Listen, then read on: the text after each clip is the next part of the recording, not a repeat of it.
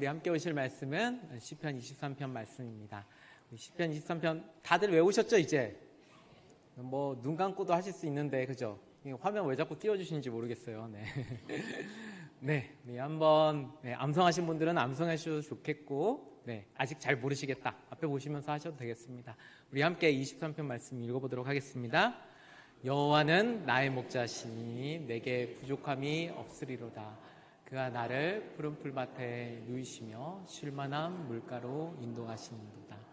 내 영혼을 수생시키시고 자기의 이름을 위하여 의의 길로 인도하시는도다.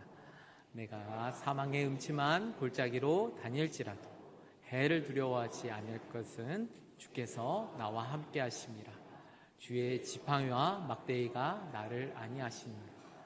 주께서 내 원수의 목전에서 내게 상을 차려주시고 기름을 내 머리에 부으셨으니 내 잔이 넘치나이다. 내 평생의 선하심과 인자하심이 반드시 나를 따르리니 내가 여호와의 집에 영원히 살리로다. 아멘. 100점입니다. 네. 오늘도 예배 자리에 함께 하신 우리 모든 성도 여러분들 주님의 이름으로 환영하며 축복합니다. 네. 비가 계속 많이 내려서 혹시 피해는 없으신지 모르겠습니다. 제가 이제 어제 그제인가 들었는데 광림 세미나하우스 저쪽 위쪽에 북부의 쪽에 있는데 거기도 지금 큰 피해를 입었다고 하고요. 시골 교회들마다 심각한 상황에 있는 교회들도 많이 있다고 합니다. 또 뭐 물론 또 일반 우리 성도님들 가정들 또 백성들 많은 피해를 받고 있는데 이럴 때 우리는 괜찮으니까 괜찮아가 아니라 그리스도인으로서 우리가 위에서 같이 함께 기도하고 내가 섬길 수 있는 방법들이 있으면 섬길 수 있는 그런 마음들이 여러분들 가운데 있었으면 좋겠습니다. 그런 넓은 마음으로 같이 기도하면서 또 이 상황들을 잘 이겨나갔으면 좋겠습니다. 네, 우리의 선한 목자이신 주님은 우리가 때로 넘어지고 그래서 어찌할 바 몰라 아등바등하는 우리를 다시 일으켜 세워주시는 분이라 말씀드렸습니다. 바로 뒤집혀진 양을 이렇게 세워지는 모습이 바로 그 모습이라고 하였죠. 양들이 이제 종종 뒤집혀지는 때가 있는데 우리가 보기에는 우스꽝스러운 그 모습이 사실 양들에게는 목숨이 위태로운 그런 상황이라고 말씀드렸습니다. 그렇게 목자는 항상 양들을 예의주시하며 혹 뒤집혀진 양들이 있다면 가서 이제 바로 일으켜 세워주게 됩니다. 양들이 뒤집혀지는 이유들을 이제 말씀드렸죠. 먼저는 움푹 패인 그곳에 눕는 걸 좋아하는 양들의 습성 때문이라고 말씀드렸습니다. 양들이 편안한 곳을 좋아하는데 그것이 움푹 패인 곳이라고 말씀드렸죠. 근데 그 움푹 패인 곳이 사실 양들에게는 균형 잡기가 힘든 곳이라고 말씀드렸습니다. 그래서 결국 편안한 곳을 찾다가 이렇게 뒤집혀지는 일들이 생겨나게 되는 것이죠. 우리의 믿음의 삶이 자꾸 편안한 것을 추구하려다 보면 이렇게 양들처럼 뒤집혀지는 때가 있습니다. 믿음의 성장은 성장통을 겪기 마련입니다. 그것을 두려워하여 자꾸 편안함을 추구하려다 보면 우리의 믿음이 되레 고꾸라질 수도 있는 것입니다. 그렇기에 편안함의 유혹에서 벗어나 주님이 말씀하신 좁은 길, 좁은 문을 택할 수 있는 용기가 우리 가운데 필요한 것이죠. 두 번째는 깎지 않은 털로 인해서 뒤집혀지는 일이 생긴다고 하였습니다. 양털의 무게가 상당하다고 하였죠. 그래서 양털을 깎지 않게 되면 그 양털의 무게로 인해서 균형을 잃게 되고 뒤집혀지는 일이 생기게 되는 것입니다. 이 양털을 성경에서는 우리가 버리지 못한 옛 습성으로 비유하곤 합니다. 결국 우리가 뒤집혀지는 일을 경험하는 것이 바로 우리의 옛 습성들 때문이다라고 말씀드렸죠. 이 옛 습성들은 우리가 구원받은 백성들이지만 그럼에도 이 땅을 살아가면서 계속해서 불쑥불쑥 튀어나오게 됩니다. 그렇게 우리는 늘 양털을 잘라내듯이 그것을 깨끗이 잘라내야 합니다. 회개함으로 지속적으로 돌이킴을 통하여 우리의 옛 습성들을 잘라내야 하는 것이죠. 마지막은 양들이 너무 살찌게 되면 뒤집혀진다고 말씀드렸습니다. 워낙 균형 잡기 어려워하는 동물이다 보니 살이 너무 찌게 되면 뒤집혀지는 일들이 종종 생겨나게 되는 것입니다. 이렇게 살찐 양의 모습은 우리의 절제하지 못한 모습이다라고 말씀드렸죠. 여러 가지 욕망을 절제하지 못하게 되어서 그 뒤집혀진 양과 같은 상황이 될 수 있다는 것이죠. 우리가 절제할 수 있기 위해서 그러한 능력을 갖추기 위해서는 경건의 훈련이 필요합니다. 그 훈련이 때로는 힘들고 어려울 수 있겠지만 그렇게 함을 통하여 우리가 절제하여 뒤집혀지는 일들이 생겨나지 않을 수 있는 것이죠.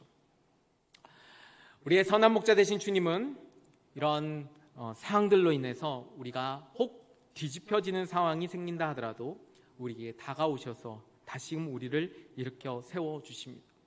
그렇게 우리를 세밀하게 관찰하시고 우리에게 필요한 돌봄을 아낌없이 행하시는 주님이시라는 것이죠. 그렇기에 우리는 어떠한 상황 속에 있든지 항상 주님만을 바라보는 삶이 되어야 됩니다.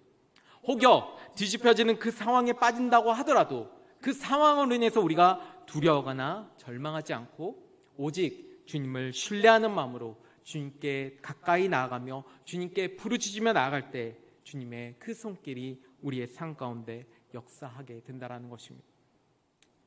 그렇게 다윗이 고백했던 소생하게 되는 그 은혜를 우리 또한 경험할 수 있게 되는 것이죠. 자, 여기서 우리가 또 하나 주의 깊게 살펴야 할 양의 특성을 한 가지 더 보려고 합니다. 그 양의 특성은 무엇이냐면 같은 것만을 반복하는 것입니다. 같은 것만을 반복하는 습성.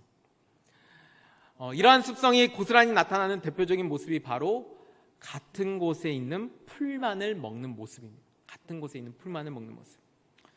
이렇게 풀을 뜯어 먹는데 양들이 어느 부분에 이제 풀을 뜯어 먹잖아요. 근데 풀을 뜯어 먹는데 자기 그 풀을 뜯어 먹는데 아무런 뭔가 위협적인 존재 어려운 게 전혀 없으면 그 풀만을 계속 뜯어 먹는다고 합니다. 이렇게 반복하게 되는 이유가 무엇이냐면 무서워서 그래요. 겁쟁이 금성 때문에 그래요. 두려움이 많아가지고 늘 안정적인 것을 추구하게 되는 것이죠. 그래서 똑같은 방식으로만 움직이려고 하는 것입니다. 모험하는 것을 굉장히 꺼리게 되는 것이죠. 자, 그런데 그렇게 같은 곳에 있는 풀만을 계속 뜯게 되다 보면 문제가 되는 것이 이 풀의 밑둥과 뿌리까지 다 먹게 돼요. 그게 다 바싹 뜯어 먹으면 결국 풀이 다시 자랄 수 없게 되는 것입니다. 다시 재생할 수 없게 되는 것이죠. 그래서 그 목초지가 황무지로 변하게 되는 것입니다. 또 한 가지 같은 것을 반복하는 습성에서 생겨난 일이 있는데요. 그것은 다니는 길로만 다닌다는 것이에요. 다니는 길로만 다닌다. 이것도 역시 똑같은 거예요. 겁쟁이 습성이 있어서 다른 길로 잘 못 가는 거예요. 내가 갔던 그 길이 편안하고 안전된 길이라고 한다면 그 길로만 계속 가게 됩니다. 근데 그 길로 계속 다니면 그곳에 있는 땅이 또 움푹 패이게 될 것이고 또 풀이 자라지 못하는 상황에 이르게 됩니다. 그러니까 이 역시도 이제 목초지를 사라지게 하는 결과를 낳게 되는 것이죠. 바로 이러한 이유로 목자들은 양들이 그냥 먹게 내버려두지 않습니다. 그냥 다니는 길로만 다니게 하지 않습니다. 그냥 그렇게 방치했다가는 금방 그 목장이 황폐해지기 때문에 이에 대한 조치를 분명히 취해야만 하는 것입니다. 사실 이것이 목자의 중요한 능력 가운데 하나입니다. 양들과 목초지를 얼마나 균형감 있게 유지하는가. 이것은 순전히 목자의 책임입니다. 목자만이 할 수 있는 일입니다. 그들이 가진 경험과 지혜를 총동원하여서 양들을 충분히 먹이면서도 또 반대로 목초지의 풀도 다시 자랄 수 있는 상태로 만들어 가야 했죠. 이렇게 이 일이 목자의 중요한 능력이 되다 보니 이 일이 어떻게 보면 목자 자신의 이름을 거는, 명예를 거는 일이 되었던 것입니다. 목자는 그렇게 자신의 명예를 걸고 양과 목초지를 균형 있게 유지하고 성장할 수 있게 애쓰게 되는 것입니다. 자, 그렇다면 목자는 어떻게 해야 양과 목초지를 균형 있게 유지할 수 있을까요? 가장 안전한 조치는 바로 양들을 계속 이동시키는 겁니다. 양들이 같은 장소에 오래 머물지 못하도록 정기적으로 이 풀밭에서 저 풀밭으로 이동하게 하여서 한 곳에 있는 풀만 뜯어먹지 않도록 또 다른 곳에 같은 길로만 사용하지 않도록 그렇게 하는 것입니다. 중요한 것은 그냥 매번 이번엔 여기 풀 먹었으니까 다음엔 저기 가고 이렇게 하는 게 아니라 가장 적절한 시기에 어느 정도 풀을 뜯어먹고 적절한 시기가 되었을 때 적절한 방향, 적절한 장소로 옮기는 것이 굉장히 중요합니다. 이게 목자의 능력인 것입니다. 그렇게 해야지 이 양들도 건강하게 잘 자라고 이 목초지도 건강하게 잘 유지될 수 있게 되는 것입니다. 오늘 우리가 함께 보신 이 다윗의 고백, 자기 이름을 위하여 의의 길로 인도하신도다 라는 이 말씀은 바로 앞서 설명해드린 이 일을 염두에 두고 고백한 내용입니다. 다윗은 자신이 목자로서 경험한 내용을 근간으로 주님께서 그렇게 자기 이름을 위하여, 목자의 그 명예가 달린 문제라고 했죠. 자기 이름을 위하여 우리를 의의 길로, 바로 우리를 살리는 길로 인도하신다라고 그렇게 고백하는 것입니다. 주님의 인도하심은 완벽합니다. 앞서 이야기했듯이 그렇게 양들을 가장 적절한 시기에 옮기는 것이 목자의 능력인데, 우리의 선한 목자 되신 주님은 이에 완벽한 능력을 갖추신 분이시죠. 전지전능하신 하나님 아버지이십니다. 그래서 우리가 가야 할 그때와 우리가 나아가야 할 그곳을 정확히 아시는 분이 바로 우리 주님이십니다. 다윗은 그의 삶을 통해 바로 이를 분명하게 경험하며 그래요, 오늘 말씀과 같은 고백을 하게 되었던 것입니다. 자, 그런데 문제가 있죠. 그것은 바로 우리가 양처럼 아둔한 존재라는 사실입니다. 성경에서 이런 우리들의 모습을 다음과 같이 표현했죠. 우리는 다 양 같아서 그릇 행하여 각기 제 길로 갔거늘. 우리는 양들과 같이 눈앞에 놓인 것에만 집착하게 됩니다. 내가 왔던 길, 내가 편안한 것, 내가 안전된 것, 내가 평탄한 그 길만을 추구하려는 마음이 있습니다. 그것이 옳은 것처럼, 그것이 맞는 것처럼 생각해서 그 주장과 고집을 내려놓지 못하게 되는 것이죠. 결국 주님이 인도하시는 우리에게 가장 선하고 바른 길을 선택하지 못하고 들의 그 인도하시는 길에서 멀어진 일이 일어나게 되는 것입니다. 우리는 분명히 알고 있습니다. 주님의 인도하심이 가장 완벽하다는 것을, 주님의 인도하심이 우리에게 가장 선하다는 것을, 주님의 인도하심이 우리를 살리는 길임을 우리는 잘 알고 있습니다. 근데 우리의 악한 본성은 자꾸 곁길로 새 나가게 합니다. 사도 바울은 우리에게 명심할 것을 이야기를 합니다. 우리 함께 읽어보도록 하겠습니다. 하나님의 어리석음이 사람의 지혜보다 더 지혜롭고 하나님의 약함이 사람의 강함보다 더 강합니다. 아멘. 우리는 주님이 없이도 뭐든 아는 것처럼 생각합니다.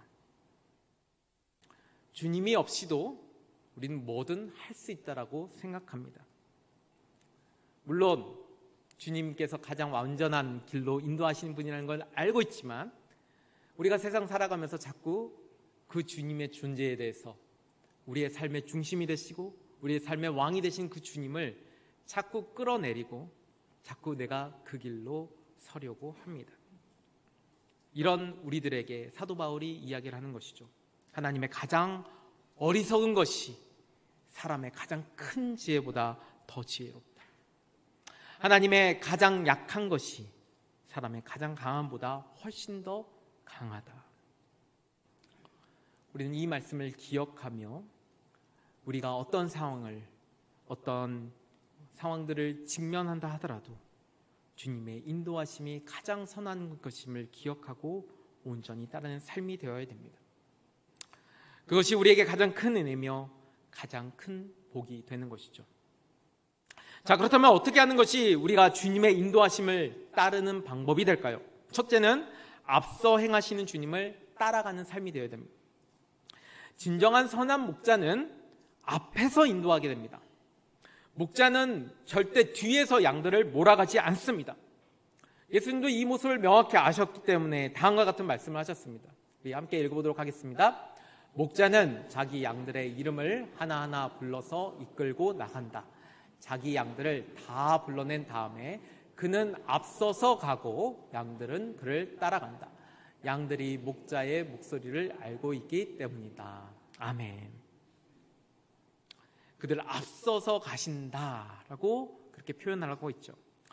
진짜 어느 한 목사님이 성지순례에 가서 이 모습을 직접 보게 되었다고 합니다. 버스를 타고 이렇게 가고 있는데 한 어떤 그 양떼 무리가 이렇게 길을 건너고 있었던 거예요.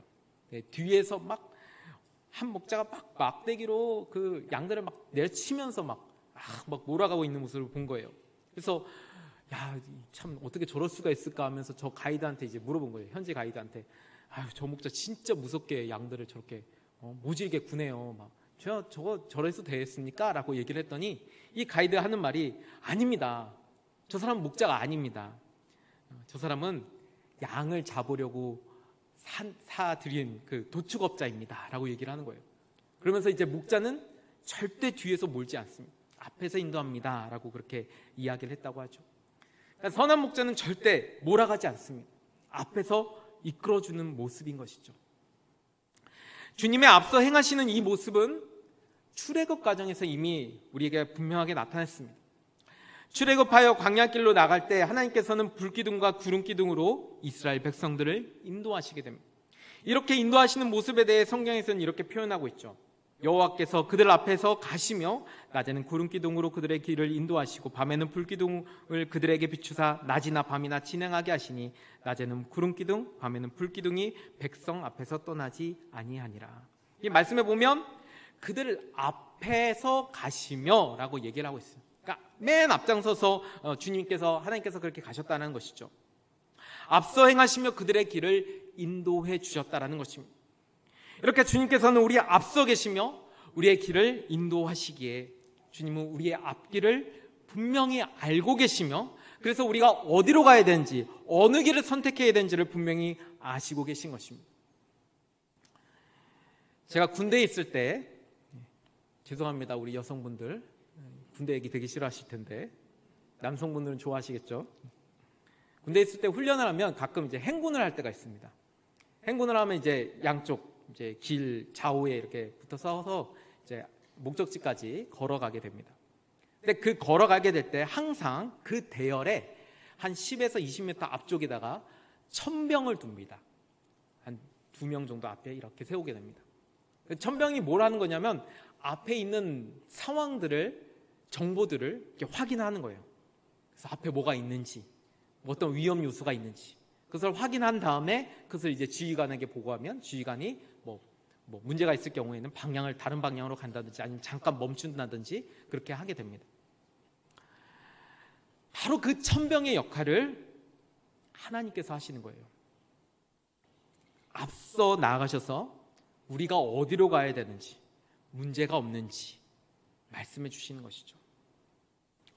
자, 그렇다면 구체적으로 우리 삶 가운데 어떻게 하는 것이 앞서 행하신 주님을 따르는 그런 모습이 될까요? 그것은 바로 주님을 본받는 삶입니다. 예수님께서 이 땅 가운데 오신 여러 가지 이유들이 있는데요. 그 중에 하나는 바로 본이 되시기 위해서입니다. 어떻게 사는 것이 진정한 그리스도인으로서 사는 모습인지를 보여주시는 것이죠. 그래서 주님은 이렇게 우리에게 말씀하셨습니다. 우리 함께 읽어보겠습니다. 누구든지 자기 십자가를 지고 나를 따라오지 않으면 내 제자가 될 수 없다. 아멘. 주님을 따르는 삶을 살아가야 진정한 주님의 제자임을 말씀합니다. 앞서 행하신 주님을 따르는 삶은 바로 그 주님의 모습을 본받음을 통하여서 주님의 삶이 나의 삶이 됨을 통해서 이루어진다는 것입니다. 그렇기에 세상 가운데서 여러분 어떤 일을 경험하시게 될 때, 어떤 상황들을 직면하시게 될 때 자기 자신에게 꼭 이 질문을 던지시기 바랍니다. 주님이시라면 어떻게 했을까? 주님이시라면 어떻게 했을까? 고민되는 문제들, 무엇을 선택해야 될지 어려운 상황 가운데 놓여 있는 성도들, 주님이시라면 어떻게 했을까를 꼭 고민하십시오. 그리고 그 고민에 대한 답을 순종하며 따라가십시오. 그것이 앞서 행하신 주님을 따라가는 삶의 모습이 됩니다. 주님의 인도하심으로 나아가는 삶이 되기 위해서 그렇게 내가 주님의 모습을 본받는 삶으로 나아가시기를 바랍니다. 우리 앞서 행하신 주님을 따른다면 우리는 반드시 승리하게 될 것입니다. 우리의 삶은 복의 삶이 될 것이고 은혜의 삶이 될 수 있을 것입니다. 우리가 이것을 기억하고 주님을 본받음으로 앞서 행하시는 주님을 따르는 삶을 살아가는 성도 여러분 되시기를 축복합니다. 두 번째로 우리가 주님의 인도하심을 따르기 위해서는 주님의 음성에 귀를 기울이는 삶이 되어야 됩니다.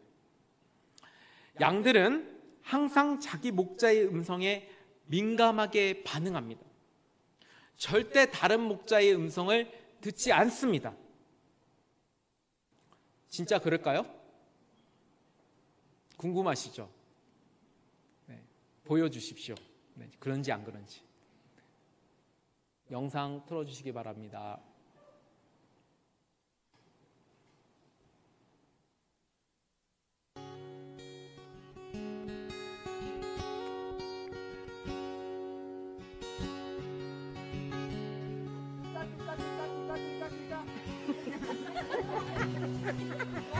One more time.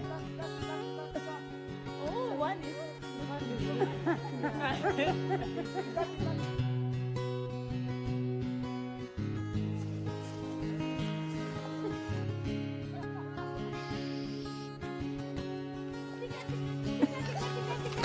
Louder! Tika, tika, tika, tika. Tika, tika, tika, tika.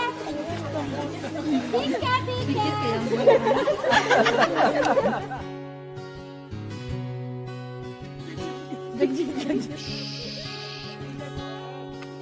tika, tika.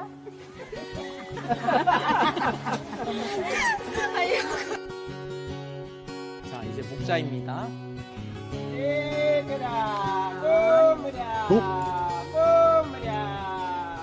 Look at them. Look at them.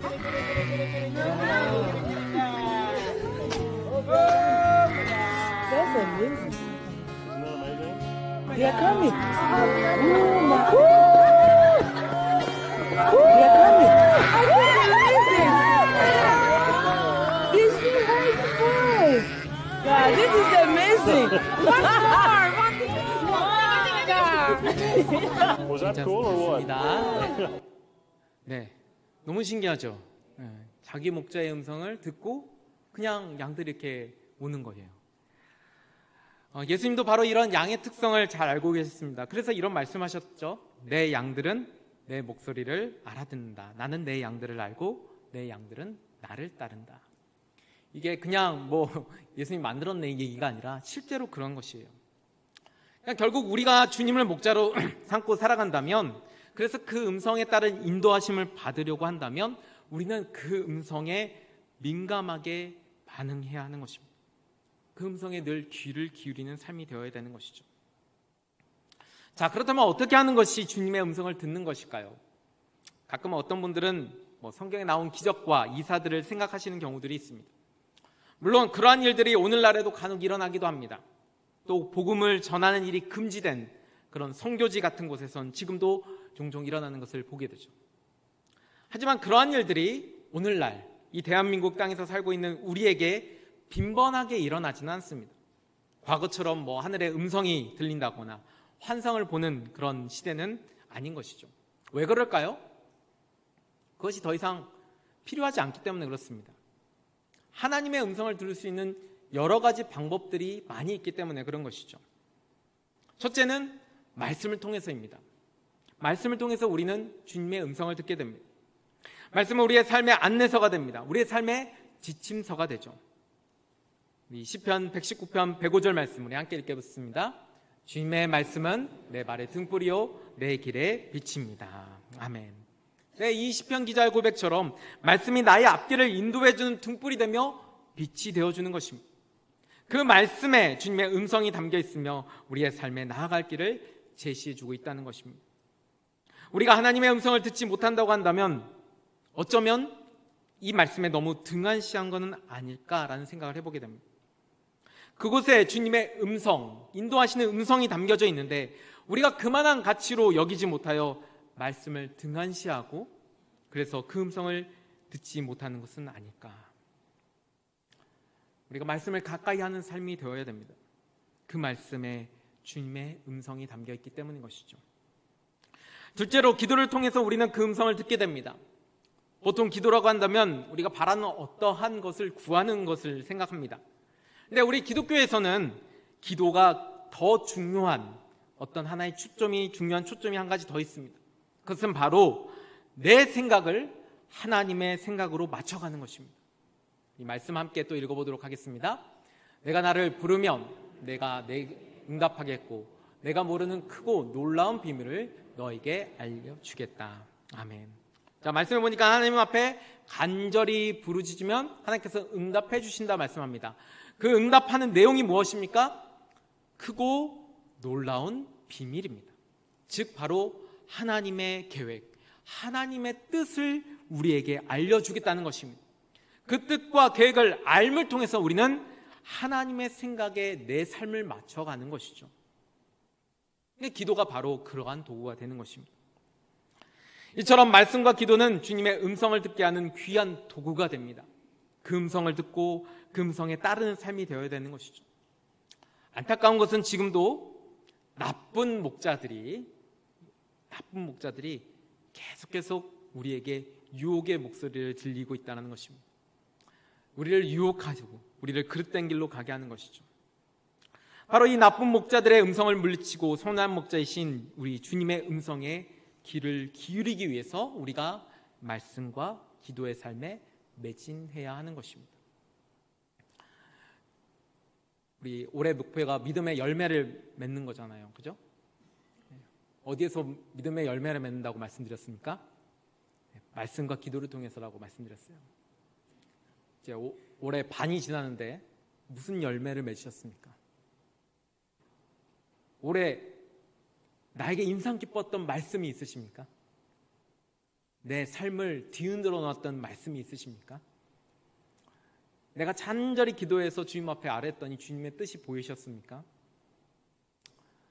중간고사를 보는 겁니다. 말씀과 기도의 삶 매번 강조하지는 못하지만 여러분 꼭 실천하시기 바랍니다.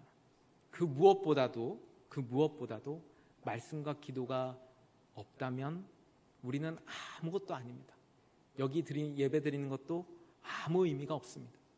그러니 말씀과 기도를 꼭 붙잡고 살아가는 우리 성도 여러분 되시길 축복합니다. 마지막으로 우리가 주님의 인도하심을 따르는 이 일은 결국에는 주님께 영광 돌리는 일이 됨을 우리는 기억해야 됩니다. 앞서 이야기했던 것처럼 양과 목장을 잘 유지하고 키워가는 것이 목자에게 중요한 일이라고 말씀드렸죠. 그렇게 중요한 일이다 보니 이것이 목자의 명예가 달린 문제다라고 말씀드렸습니다. 그래서 양들이 목자의 그 뜻을 잘 따라줘야 돼요. 양들이 잘 따라주지 못하면 결국 목자의 명성에 누를 끼치는 일이 되는 것이죠. 바로 이와 같은 것입니다. 주님의 인도하심에 우리가 잘 따르는 것이 결국 주님께 영광 돌리는 일이 되는 것입니다. 그래서 말씀에서도 자기 이름을 위하여라고 하고 있어요. 주님의 이름을 위해서 이 길로 인도하신다라고 얘기를 하고 있는 것이죠. 주님의 명성을 위해, 주님께 영광 돌리기 위해 그 일을 하신다는 것입니다. 우리는 때때로 주님을 위해 내가 무언가를 행함을 통해서, 무언가를 하는 것을 통해서 주님께 영광 돌리는 일을 한다고 생각합니다. 물론 그것이 완전히 틀렸다고는 할 수 없습니다. 그런데 더 근본적인 것은 주님이 원하시는 것을, 주님이 인도하시는 것을 따르는 것이 진짜 영광을 돌리는 일이 됩니다. 그래서 때때로는 하지 않을 때가 영광 돌리는 일이 될 때도 있습니다.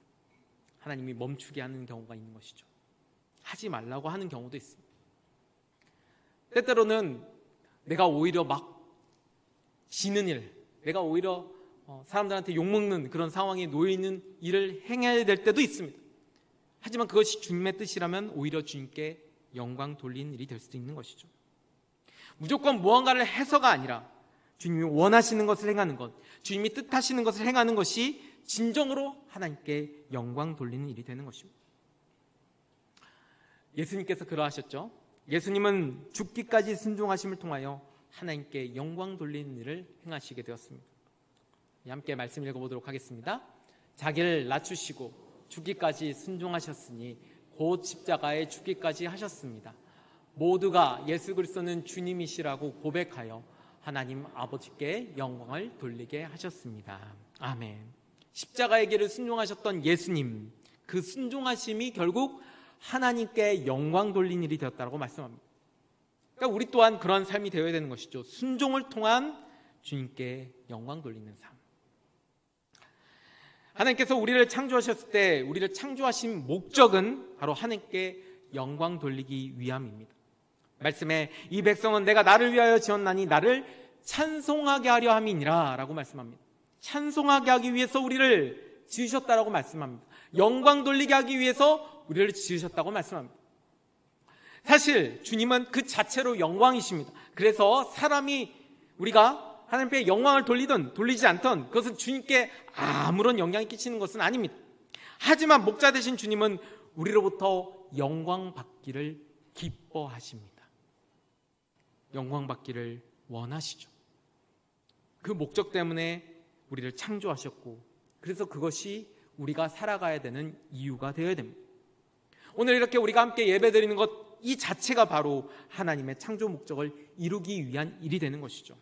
그래서 우리의 삶의 초점이 늘 주님께 영광 돌리는 삶으로 나아가야 되는 것입니다. 사도 바울이 이야기했습니다. 우리 함께 읽어보겠습니다.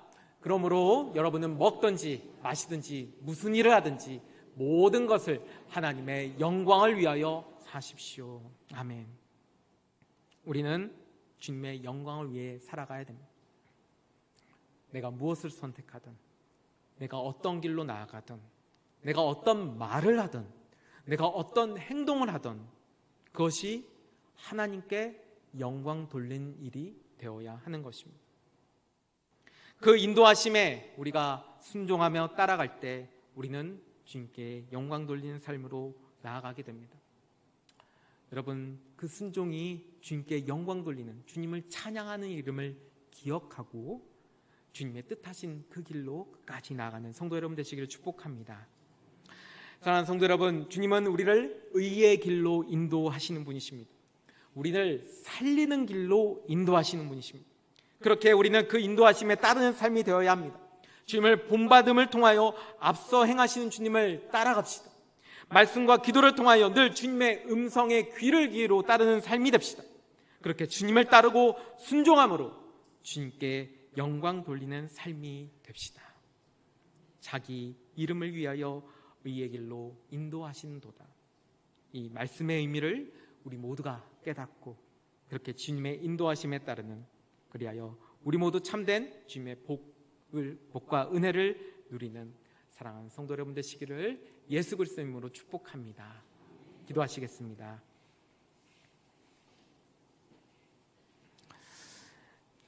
사랑의 주님, 주님은 우리를 의의 길로 인도하여 주셔서 참 복과 은혜를 누리게 하시기를 원하시는 분이십니다. 하지만 그런 주님의 뜻을 모르고 우리는 아둔하여 양들처럼 제 길로만 가는 우리였음을 고백합니다. 저희 연약함을 불쌍히 여겨주시고 주님의 인도하심에 순순히 따르는 우리 모두가 되게 하여 주시옵소서. 앞서 행하신 주님을 따르는 삶, 주님의 음성에 귀를 기울이는 삶, 그리고 그렇게 순종함으로 주님께 영광 돌리는 삶이 되게 하여 주시옵소서.